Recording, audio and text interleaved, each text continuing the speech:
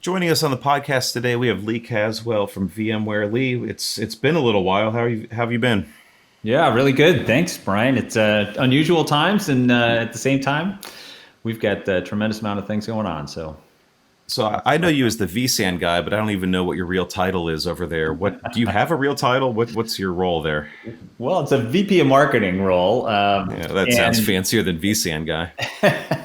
it's actually it started off with vSAN, then expanded into VCF. So as we basically put the full stack together, and now most recently we've actually brought vSphere in. So now I've got kind of purview over the full stack. We've left the NSX business and the management businesses as separate entities because they're really, I mean, it's large businesses on their own merit. And we've also organized all of our cloud assets into a single new business unit called Cloud Services. So that Okay. takes like VMC, for example, all of our partner managed cloud solutions, for example, like with Azure VMware Azure VMware Cloud Solutions, Google Cloud Solutions, um, and our VCPP partners. All that's now organized together, which I think is really smart, right? So you got all the cloud pieces together. We have all the pieces of the VMware Cloud Foundation now, fully integrated, and the full integration of vSphere now, as we'll talk about in a little bit, right, for Kubernetes, now integrated into this as well. So that's my role, and it's about product marketing, technical marketing, all of our partner engagements. Super fun view on the industry for sure. All right. So the vSAN guy. Uh, Cut it you down, yeah. mentioned you mentioned Cloud Foundry, and I want to talk about VCF a little bit because I think that's one of your it's a really interesting product, but I think sometimes smaller orgs think it's too big for them or too much. How do you think about what is VCF? How do you talk to your customers about it, and what's the sort of delineation between when that sort of infrastructure makes sense? Yeah, customers are really, I think, struggling to just assimilate the amount of raw innovation that's coming up, right? So if you looked at all the versions, for example, like we got the new vSAN version, right? There's a new vRealize capabilities, NSX, right, for our virtual networking capabilities. And then just the idea that I've got to, configure that, put it together, and lifecycle management over time, it can be a lot, right? And so we're really treating VCF almost like Microsoft Office, if you think about it for a minute, right? You may not know, like in the latest version, right, what the latest PowerPoint feature is, for example, right? But you upgrade the full stack each time, right? You get basically a discount across the products because you get them all pulled together, and you have that, single click upgrade across all of the elements. So that's number one.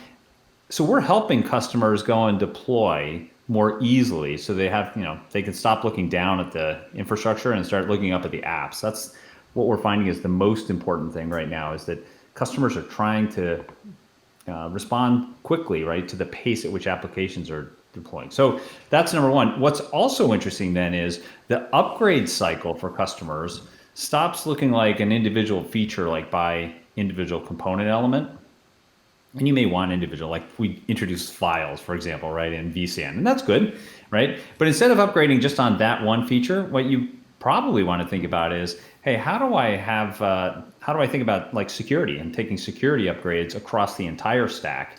And that becomes then the seminal moment of like, I'm going to update all of the components at one time and get that with intrinsic security built in and extensible into the hybrid cloud. I mean, now all of a sudden I can stop worrying about the individual components and start thinking about the operational model.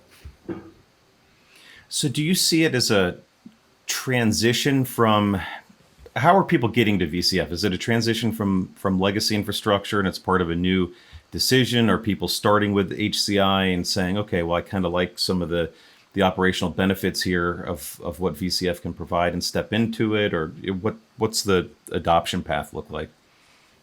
I initially thought that vSAN, right, would be the kind of the launching pad. We're adding still 100 customers a week on vSAN, right? It's on a torrid pace of adoption, and we're just, continuing to take share and, expand our footprint there. But what is surprising, let me give you a couple of numbers, right? So out of like in our VCF sales, right? Over 80% of VCF customers are net new to vSAN. Think about that for a minute, right? So what happens is, as people basically use VCF as that seminal moment, as I mentioned, right? Here's the moment where I can go and flip to an all software-defined data center. That all of a sudden now brings customers in. And so we're certainly finding that customers can find an area to get started, whether it's a VDI use case or a database use case, right? Or a remote office. Find an area where you can take even down to like 4 nodes today, where you can get started, right? And we've done some really interesting work with Dell Technologies, for example, on how to do that with VxRail, with VCF. You get started on that, you get familiar with this operating model, and it becomes a little bit like the way that vSphere got adopted. Right? You may remember back in the early days of vSphere, right? We were virtualizing things called like craplications. You remember that, right? All the stuff you didn't care about, right? It was DHCP servers, file print servers. And then what happened is customers got familiar with the operating model. They're like, well, why couldn't I run a database on here? And you'd be like, well, there's a virtualization. There's always attacks of basically running a virtualization layer. And you're like, yeah, but like with the advances in silicon, I can get this raw performance right now where it's actually, I could run almost everything and I'd have to justify why things wouldn't be in this environment. And that's what we're seeing is happening on VCF. Yeah, that's pretty cool. You mentioned some of the growth, both in VCF and then your vSAN customers at large. And of course, IDC had numbers out just recently. And are you pretty happy with that number one spot and 42.4% market share? Is that good enough yet? Oh, no. Not good enough? Please All right. be not satisfied. So, okay. So tell me about that market share. I mean, you guys have been, well, let's see, from 1Q19, 41.5 to 42.5 almost a year later. It's a nice incremental move. I mean, you're adding those customers on. So just tell me how that's going and what you think about those numbers. Yeah. So what's happened, right, is, HCI started outside of the data center. And that was, an area that was just kind of hard fought with some earlier players there. But what we found is as HCI is now a mainstream enterprise strategic infrastructure component, right? And promoted heavily by our partners, including Dell, but also with HPE, for example, who announced integrated ready nodes recently, Fujitsu, Lenovo. You're seeing that now what's happened is HCI has landed in the data center proper. And it's not replacing storage in the sense that people are throwing away their storage. They're actually managing both. And so what you're seeing is these are very large markets, right? The mid-range storage market and the HCI market. And so what's interesting is where you used to have compute and storage separate, now what you have is HCI for transactional workloads and storage. And that becomes the new model, right? Of saying, hey, I'm going to manage both. And VMware is the only company that allows you to bridge with a common operating model control plane across storage using VVOLs and HCI using vSAN, right? And so you've got this really interesting world, and that actually differentiates us from companies like AWS with Outposts or Google Anthos, right? Or Microsoft Azure, right? Because now what you're saying is your on-prem infrastructure extends across storage platforms. So you can basically bring in all your legacy and traditional environments, and that same operational model extends into the public cloud with all our hyperscaler partners.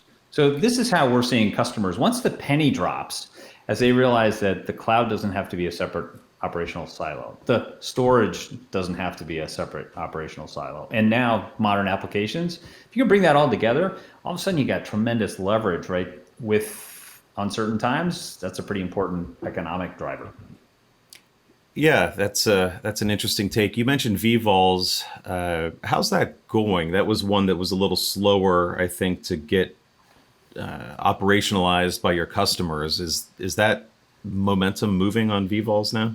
It is, yeah. So VVOLs now triple digit growth. Listen, VVOLs had kind of 3 lives. There was the initial excitement about, wow, this is cool.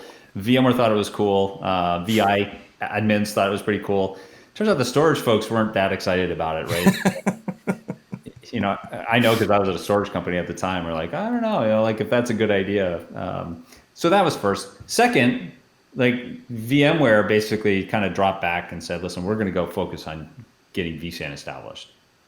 And so we went to go do that, right? And now what you have is, over 20,000 vSAN customers who are looking for operational leverage, saying, if I could, if I'm managing now vSAN and VxRail and all of my ready nodes, and I'm managing that part of the, my infrastructure from a VM centric viewpoint, like that's a really compelling argument. So that's how we got the operational model established. And so then we came back, right? So we're now at VVOLs as a moved from 1.0 to we're now at 2.5.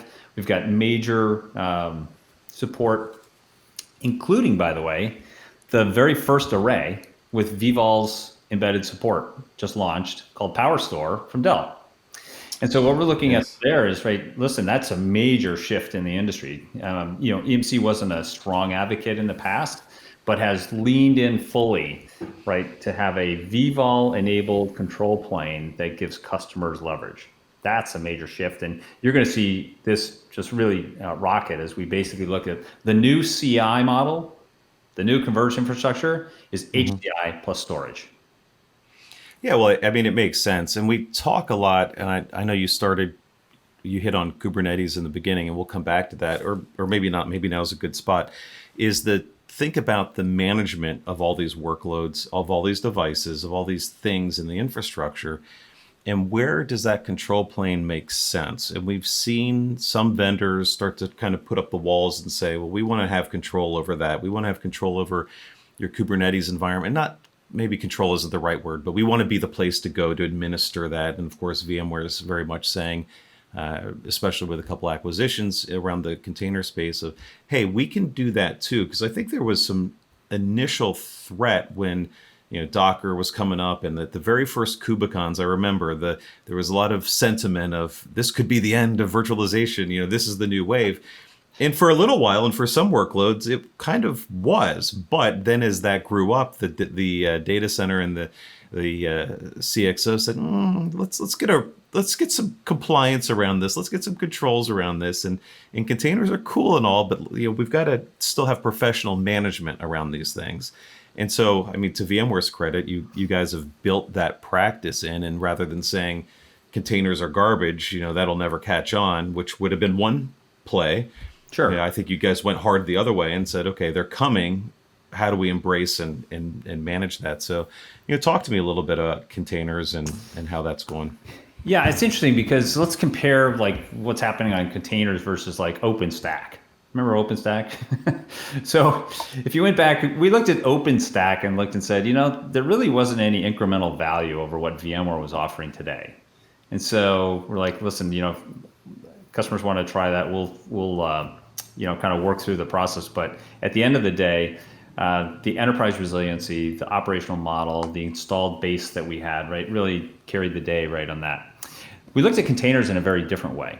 The container value is actually quite different and complementary to what the value of virtualization is. Containers are designed around speed of developer applications. Yeah. Right, and the ability to do that. So we saw that as like, hey, that's not just a little bit interesting, right? That is all of a sudden, right, what is going to drive customers moving forward. And so it required a shift of, instead of building infrastructure for infrastructure's sake, and what we're doing right now is we're making infrastructure respond at the pace of developer. I call this developer-ready infrastructure, right? It's like, how fast can you respond to changing applications? And, our data shows that, it's like 74% of applications are going to be container-based, right, by, the mid-2020s even, right? Yeah, we'll see. We'll see. I mean, at least some of the data we saw, I said that, 95% of new applications are being developed on containers. So we can argue about like when it becomes mainstream, but the fact that container development. So we looked at that. And then one other interesting thing I thought was that, developers don't really care about the underlying infrastructure. Hardly at all, right? Yeah, they don't really want to know, right? And yet you got the infrastructure folks are saying, like, that's the essence of like security, right? And resiliency. And, it's not enough to just move fast. You have to basically get things into production, right, and respond to changing workloads and be able to monitor, right, all those things that infrastructure folks know how to do. And so what we looked at is the most important thing was to basically make our infrastructure developer ready. And if that developer was going to be working on Kubernetes-based, container-based applications, Kubernetes orchestrated container-based applications, then we needed to re-architect fundamentally how easy it would be to spin up containers, which are created more frequently, destroyed more often, they're portable across the hybrid cloud, but there's no intrinsic security model. There's no intrinsic way to go and basically manage these. So what we then did, we acquired a company called Heptio with two of the Kubernetes founders, as you know, and went on a mission with vSphere 7 with Tanzu, as we call it, right, our Kubernetes portfolio. And what we did is we basically integrated Kubernetes directly into the hypervisor itself. Now, it's not all native in the kernel, but just like we took a type 1 hypervisor, remember that? Type 1 hypervisor, right, was basically consolidating or basically integrating the hypervisor with the OS, the kernel, right, the Linux kernel basically at the time. That type 1 approach is exactly what we followed with vSAN, by the way, right? And by the way, in each case, we started unintegrated and then became integrated. So we had something called GSX, if you remember, right? Yep. That became ESX, that was the integration. We had a VSA, if you remember that, right? That ran on top of, and then we integrated. And similarly, we had non-integrated Kubernetes applications until vSphere 7. And that's now integrated where we have a private Kubernetes integrated into our pod services. And then on top of that, we have the Tanzu Kubernetes grid.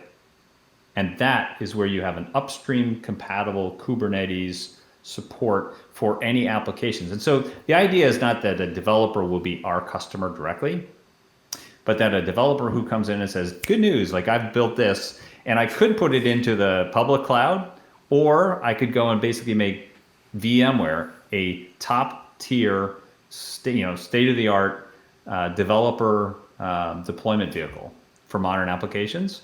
That makes sense, right? I mean, this is the idea, and we felt this was so important for us to be able to do this, to make sure that that hybrid cloud works, right? All that is to basically make us developer ready.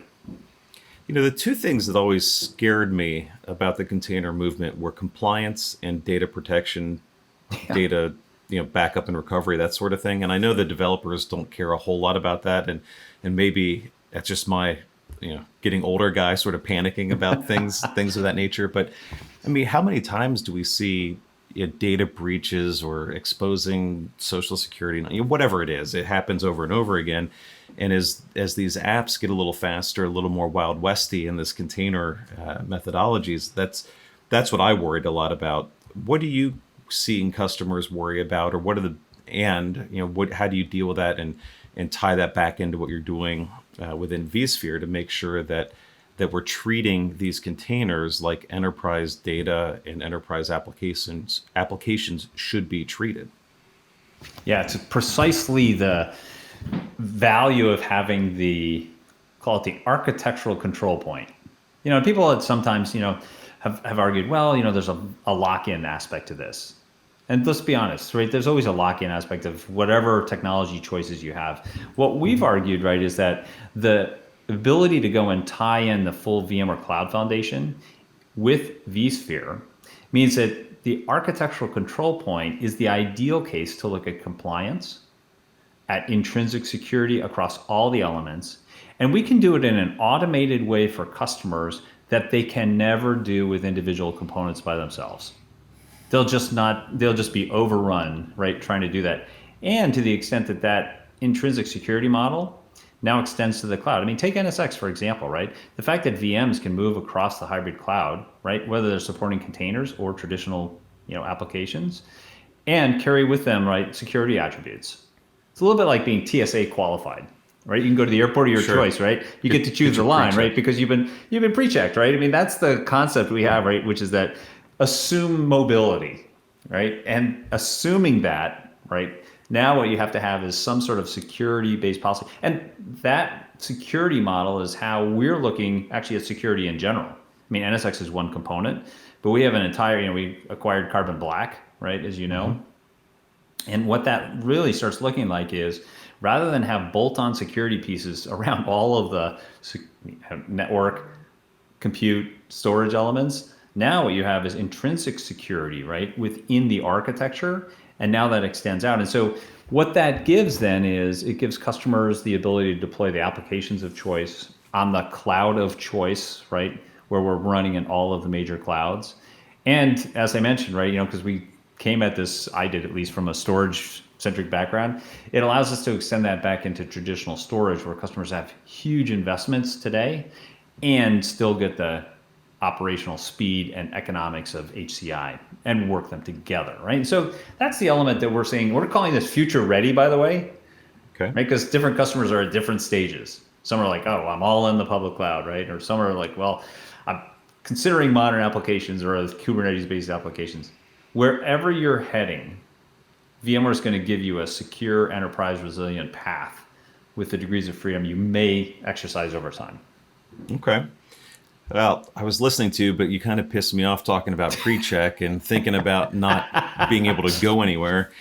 Yeah, I think I flew at the end of February, right before things locked down. And, it's one of those things, and I think maybe everyone feels the same way that does all these events and goes to Vegas 12 times a year. Exactly. Is that it's really annoying when you're doing it and you're like week 3 in a row of going to a trade show. And then when it's all arbitrarily sort of taken away from you, then it's like, I kind of miss it a little bit. I've never said I missed Vegas before, but I kind of miss it. I never thought we'd say that, right? And yet at the same time, and there's the personal aspect of engaging with people, right? That is so important, right? So I agree with you. Yeah, and well, Vmworld's registration, I think, just kicked off this week or last week or something. So you guys have that going on. What are you doing different to prep for that? Because that would be in late August. Normally, you'd be well into the swing of it right now. Yeah, so we've got a major thing. I mean, we've pushed it off by 1 month effectively, right? So, and what's interesting is you have a lot more flexibility, it turns out, right, in terms of how people participate, right? It's also a little bit different in terms of, having a 90-minute session, for example, is one thing when you got a bunch of people sitting in one place, right? But now what we're looking at is, hey, a lot of the feedback in prior times has been, give me the key information I want and give me a bunch of demos.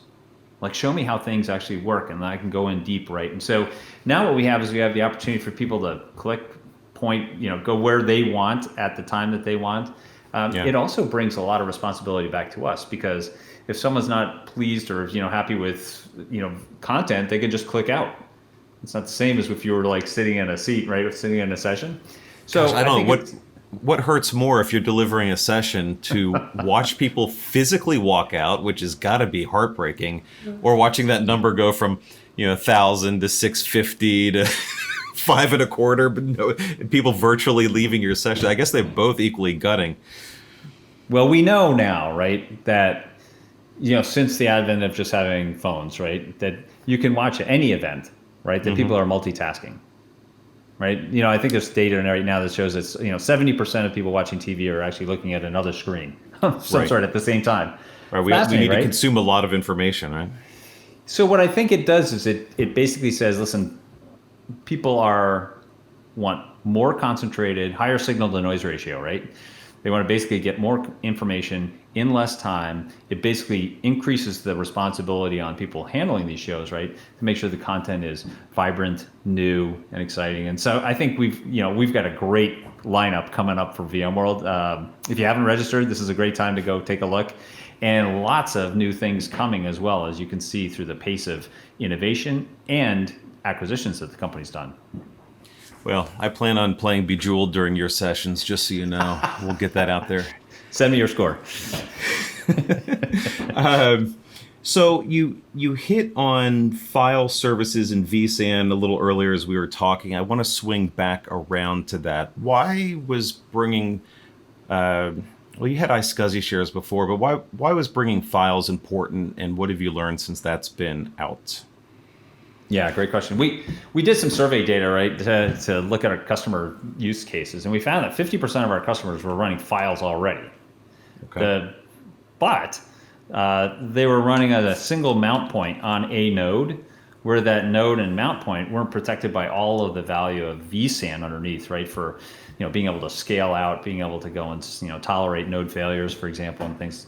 And so what customers came back and said, listen, could you give us a scale out, scalable namespace that crosses node boundaries, protected by underlying vSAN constructs, and managed the same way that I managed my traditional vSAN components? So we looked at that, and so then the question, which is interesting, and you'll appreciate this, was, well, what do we do first? Do we do NFS, or do we do like CIFS, and well, now SMB3, right? Right. And what's interesting is there was a VDI use case that would suggest SMB3, where you would basically consolidate user data into the same block-based VMDK images, right, that were containing all the OS images. That's one use case, and that was pretty interesting. And then the other use case was, well, on the cloud side, the preferred protocol is NFS.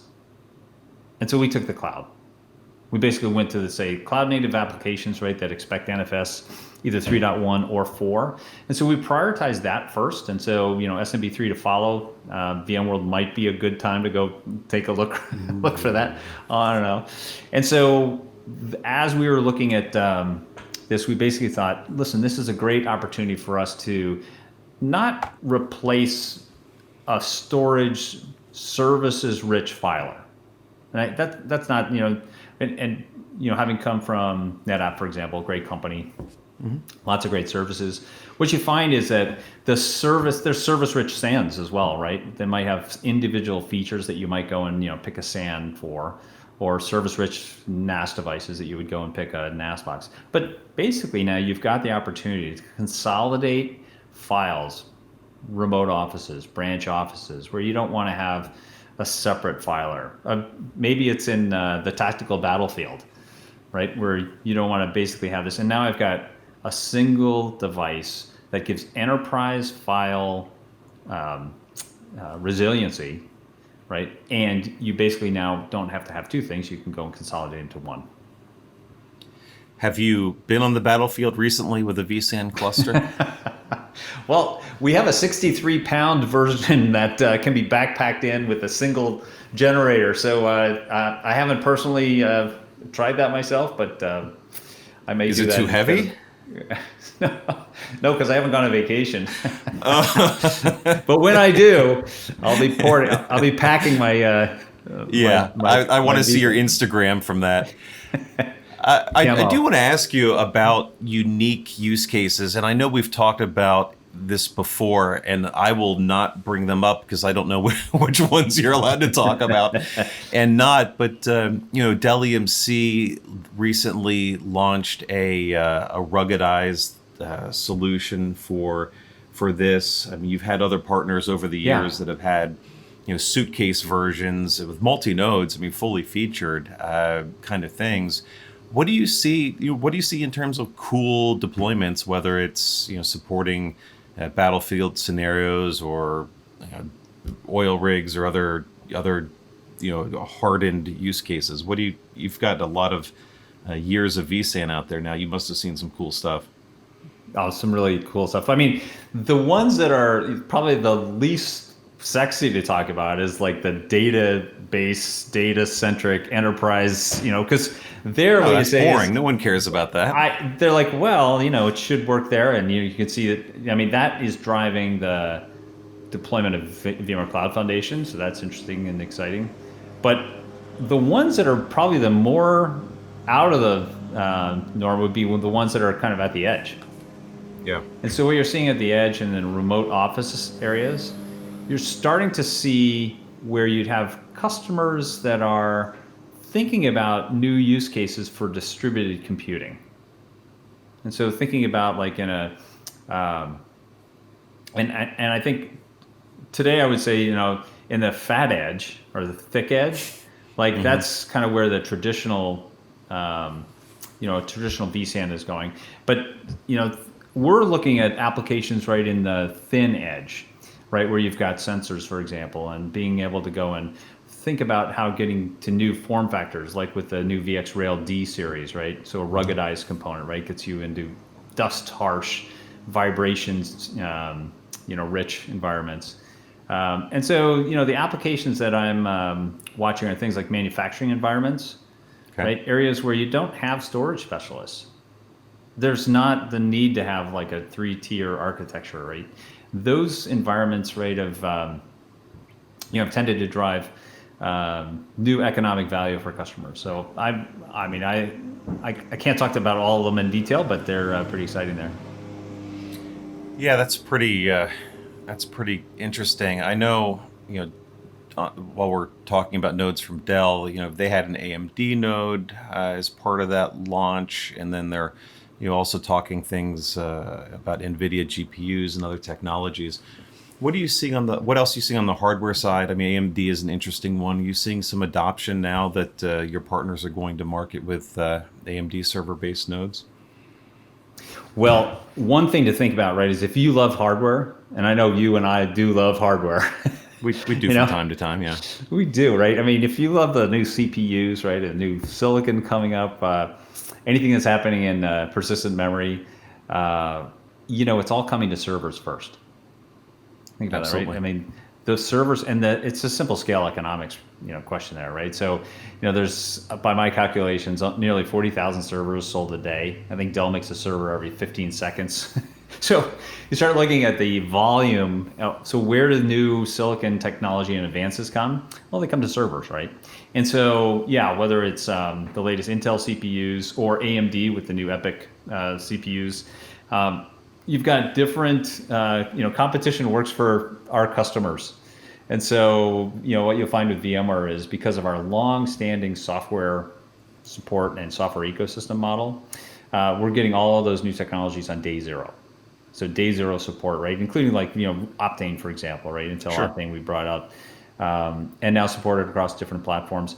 What's also interesting, Brian, is that, different hardware partners that we have, and, we partner with the industry at large, strong relationships with Dell, EMC, of course. But, different partners bring out different technologies at different time rates. And so what we find, right, is the software business model offers customers the choice and flexibility to go and choose one hardware platform based on this, maybe the AMD like chipset as you mentioned, right? Or it could be based on, Optane availability. And we've certainly seen that where the choice of flexibility of hardware. And this is an interesting tension in the industry right now, right? Because if you deploy software by yourself, you get more flexibility on the hardware you can select. But Right. you take on the responsibility of the integration work and of the day two operations. What you're watching Dell do with VxRail, which is extremely interesting and of high value for a set of customers that don't want to do that work anymore, right? And what they're interested in is basically saying, well, I don't want to go and basically configure and design it because I don't want to own that problem. And Hmm. instead, they're transferring the responsibility, right, to Dell EMC, for example, so that known day, call it known good state for day zero, out of the box. I know it's going to work. And it's on day two going to be configured with components that are also guaranteed to work. That's a known good state issue, right? And so that's Yeah. a very important element, I think, for customers as they think about what part of IT do they want to focus on.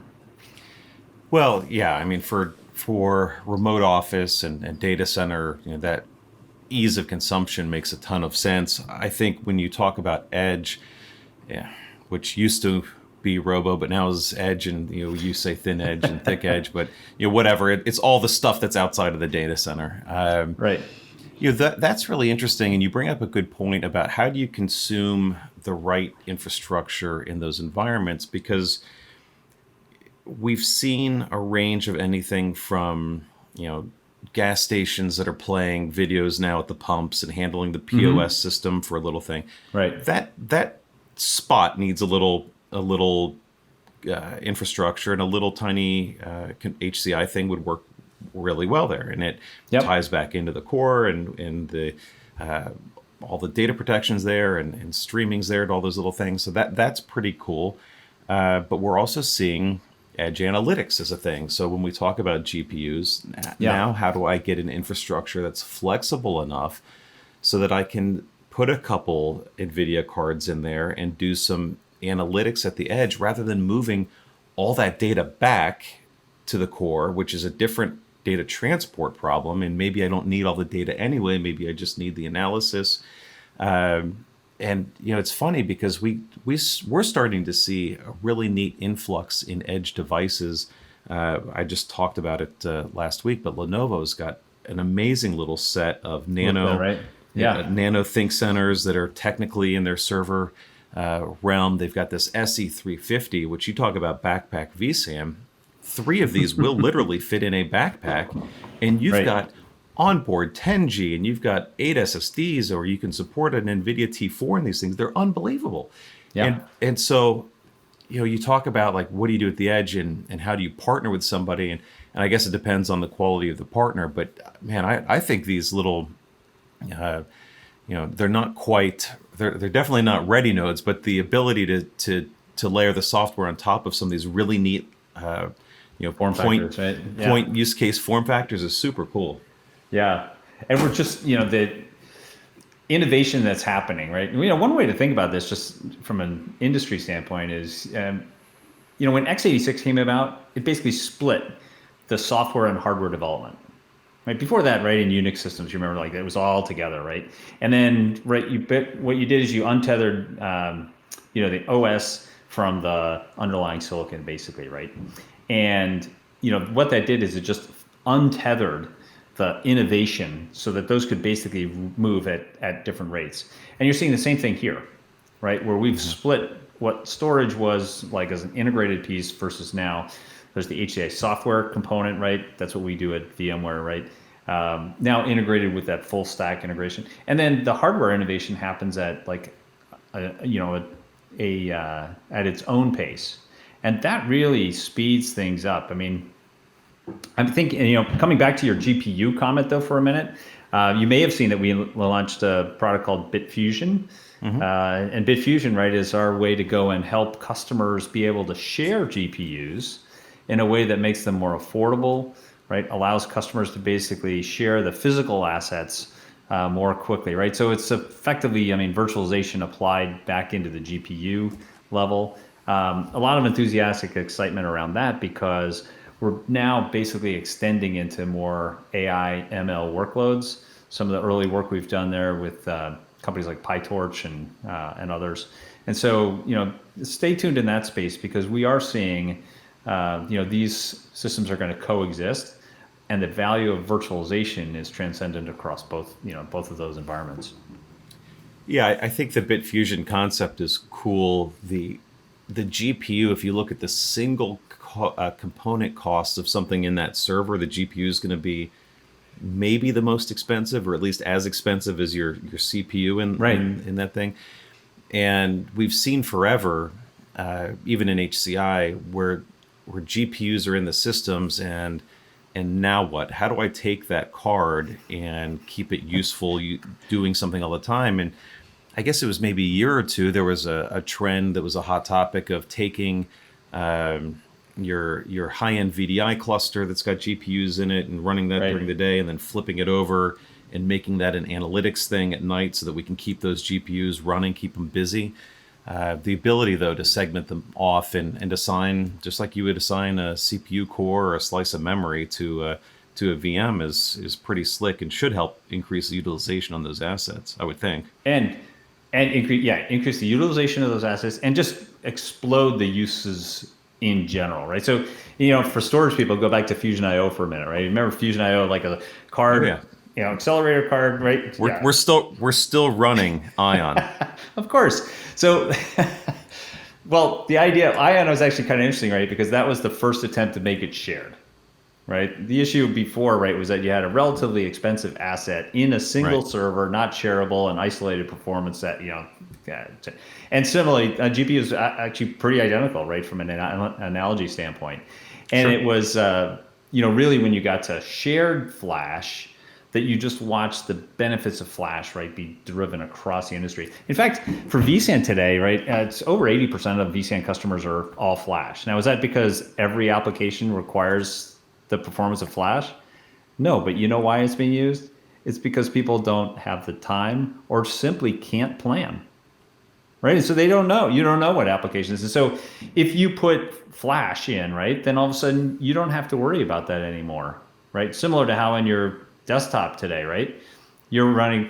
I mean, do you have any idea how big your desk? You may, but most people have no idea. You'd be the one person. I who was would about know. ready to answer the question, but all right.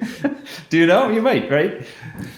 Yeah, but I think it's funny because as soon, and you know this better than I do, but talking to customers, as soon as they buy into the concept of HCI and put whatever problem application is the onto HCI and it starts to work, then the next question is what else can we put on there? Yeah, exactly. And they just get stacked. And it's funny because when we talk to the Flash guys, they're trying to tune their drives for certain workloads and whatever, and that's fine in a real traditional sort of infrastructure way. But in there is no bigger I/O blender than HCI infrastructure in general, because you could be serving tons of little blocks to a couple hundred VDI users while still running an analytics, while still doing some database or running your corporate apps. Yeah, it's really interesting to think about how, so HCI is different from a storage system where, classic storage selling went like this, right? You tell me your app, like sequential, random, queued up, stripe size, right? And I'll tell you which architecture you should buy. Right. Right. If someone goes down to the level of knowing like what the queue depth is on their app, they should be buying a storage system, right? This is for everything else, right? Where you basically need a simple operational model, and you actually stop managing storage to the extent that, we don't license by terabyte, right? That's not the way HCI is sold. Sure. And we don't manage by LUN, file, or object, right? We manage by VM or now increasingly container, right? So it's that shift, right, that's helping customers realize that I can manage from the app. It's not quite the app, but the VM or the container is pretty darn close, from the app out. And that gives you an app responsive, right, developer responsive infrastructure. That's the type of model we're getting to, right, where now you come in, and in these environments, now we know like how difficult it is to plan, right? Unforeseen things happen, and you can go scale on demand. And one of the early knocks on HCI as an architecture was, well, I don't know if it's that efficient when I add another node. Is it exactly the right amount of compute and the so the thing that's funny, right, about that is like, well, listen, you're buying a storage system and planning out for 5 years. Do you really know what you're buying for 5 years? You think that's it's efficient for a mythical, fictional, future, whereas what you have here is you can start small, scale out on demand, and you've got one important difference from the way the public cloud, and one important similarity. The similarity is that we're both running on standard servers, right? Scale out systems. The difference is that in the cloud, you've actually got one workload per architecture. And here we've got, as you mentioned, multiple mixed workloads. Sure. And that's what really drives the HCI value, particularly in the on-premises world, is the fact that I can go run all these applications and I just have one team to manage it all. Well, that value proposition's really changed, I think, at least in terms of the outward market communication around HCI capabilities, because it wasn't long ago, a couple of years back, where it was still an IOPS battle, and we were neck deep in that in the Nutanix vSAN conversation is who's got a million IOPS, who's got 1,000,001, and that was part of the thing. And we're seeing the marketing from even the storage array guys who've always been IOPS and throughput, and what can we do with this thing? Right. Even they're backing off that message, because the outside of some really, I don't want to say fringe use cases, but really specific use cases, financials, high frequency trading, that sort of thing, the IOP will always matter to them. Yeah, sure. But for the rest of the world, the end customers we're talking to aren't running into a performance problem. It's just not there when they adopt these modern architectures, when they adopt all flash. And now the trick is, okay, so from an Intel perspective specifically, you talked about Optane. How can we use some Optane and front like QLC drives or something real low cost? And so we're looking at some systems now where these 15 terabyte QLC drives retail go to Newegg or whatever are like $3,000, and that sounds like a lot until you think about a 15 terabyte flash drive, all the operational benefits you get over a 16 terabyte, 3.5-inch hard drive. Plus, if your system is smart, you're going to get a 3x dedupe on that. So now that drives a 45 terabyte drive. It's smaller after you do redundancy and everything. But still, the point is, the performance is there when we're starting to use these faster memories, and like you said before, whatever's new is going into the servers, and it looked like for a while that maybe this sort of 2-layer or 2-tier infrastructure that vSAN uses would be possibly a hindrance at some point, but now that's the market sort of come back to you a little bit with this this hybrid flash concept, which is pretty cool. Well, and I think for customers that want to disaggregate compute and storage, basically scale them independently, right? Look at VVOLs combined with VMware Cloud Foundation. Mm-hmm. Where VMware Cloud Foundation always has vSAN as a component, what we call the management domain, right? That's the bring up elements, right? Which is totally integrated, lifecycle managed, right? All that value. But then if you think about it, we've opened up VMware Cloud Foundation to SAN and NAS storage in what we call the workload domains. And as we work with industry partners, right, who are storage companies, we're able to go and now scale storage independently. If you've got specific services that you want, you can go and bring those into that portfolio. VVOLs is preferred, by the way, because then you've got a common operational model. But now you can start thinking about, listen, I could go scale storage and capacity independently. And so we've got this model right now that is really compelling for customers to say, I can go and extend the HCI model where I can get the integrated management, or I can extend that management across into the storage domain as well. We're a bridging element, right? So between the VI administrators and the storage teams, that now is basically helping infrastructure, right, respond more quickly. That's a very powerful message for customers that are trying to go and get some operational leverage in on certain times. Well, that's pretty cool. I know we're up against the end of our time. I do want to ask you one really important question. I made a terrible investment about 2.5 years ago in one of the largest arguments with my wife over whether or not we needed this thing for the house.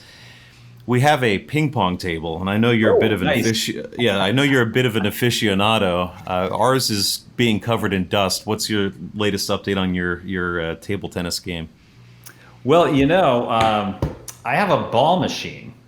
Oh, for crying out loud. Come on, really? Yeah, exactly. You're sitting up there at night after a long, hard day, having a glass of Cabernet or something, hitting ping pong balls back and forth. Ping pong balls. It's, listen, you can, it's basically an awesome way to go and keep in shape in these days. Yeah, I'm glad you said that, because look, I'm looking on my Apple Watch. Let's see, it's got strength training, tennis, HIIT. Yeah. I don't see ping pong on my workout presets on my Apple Watch. Yeah, it's fun. Maybe it's an open goal. All right, well, Lee, thanks for joining us today. I really appreciate your time. Always fun to have these conversations. Yeah, they're always a pleasure, Brian. And thanks so much for your attuned sensitivity to the market. It's always interesting just to walk through, right? And especially as customers are navigating through new applications. That can be a little scary for customers, right? So the idea that VMware is helping make it simple for new applications, really key and critical to how you invest responsibly going forward. That might be a new hashtag, VMware. Don't be scared. All right, then. I want to thank Lee again for participating in the podcast, especially with that hot ping pong table talk. Mine is folded in half, tucked away in the corner of the kids' playroom, I think doomed for a lifetime of collecting dust. But we'll see how that goes. Thanks again for tuning in. Hit us up on info@storagereview.com. Love to hear your thoughts and suggestions. The feedback is always great. Hit us on our Reddit at /storagereview. We're on Instagram. We're everywhere. So tune in on all those channels. We appreciate your support. We'll be back next week with another pod. Thanks.